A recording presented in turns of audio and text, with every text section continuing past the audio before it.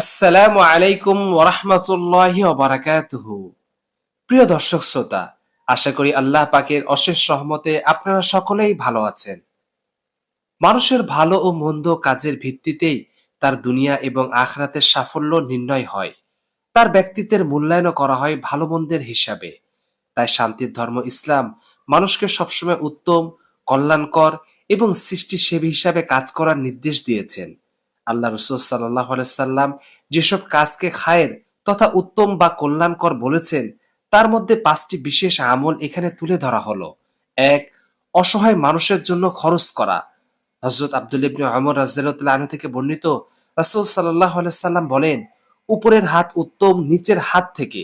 উপরের হাত হলো খরচকারী হাত, আর নিচের হাত হলো গ্রহণকারী হাত। 2. অন্যকে খাবার খাওয়ানো। আব্দুল্লাহ ইবনে ওমর রাদিয়াল্লাহু আনহু থেকে বর্ণিত, এক ব্যক্তি নবী সাল্লাল্লাহু আলাইহি সাল্লামকে জিজ্ঞেস করেন, ইসলামের কোন আমলটি উত্তম? তিনি বলেন, আহার করানো এবং পরিচিত অপরিচিত সবাইকে সালাম প্রদান করা। 3 নম্বর, চরিত্র সুন্দর হওয়া ও করা।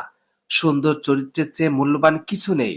আব্দুল্লাহ ইবনে ওমর রাদিয়াল্লাহু আনহু বলেন, রাসূল সাল্লাল্লাহু আলাইহি সাল্লাম অশ্লীল ভাষী ও খারাপ আচরণের অধিকারী ছিলেন না। তিনি বলতেন, নিশ্চয় তোমাদের মধ্যে সর্বোত্তম ব্যক্তি সে যার চরিত্র সবচেয়ে সুন্দর। 4. মীমাংসা মিটিয়ে নেওয়া। আবু আইয়ুব আনসারী রাদিয়াল্লাহু আনহু থেকে বর্ণিত, নবী সাল্লাল্লাহু আলাইহি সাল্লাম বলেছেন, কোন মুসলিমের পক্ষে তার কোনো ভাইয়ের সাথে 3 দিনের বেশি এমন ভাবে সম্পর্ক ছেদ করা থাকা বৈধ নয় যে তারা দুইজনের সাথে দেখা সাক্ষাৎ হলে একজন একদিকে আরেকজন অন্যদিকে চেহারা ঘুরিয়ে নেয়। তাদের মধ্যে উত্তম সেই ব্যক্তি যে প্রথম সালাম করবে। 5. পরিবারের সঙ্গে উত্তম আচরণ করা। আয়েশা রাদিয়াল্লাহু আনহা থেকে বর্ণিত, রাসূল সাল্লাল্লাহু আলাইহি সাল্লাম বলেন, তোমাদের মধ্যে সর্বোত্তম ব্যক্তি সে যে তার পরিবারের কাছে উত্তম। আমি তোমাদের মধ্যে আমার পরিবারের কাছে উত্তম। এছাড়া হাদিসে আরো বহু সংখ্যক আমলের ব্যাপারে খায়ের তথা কল্যাণকর শব্দ ব্যবহার করা হয়েছে।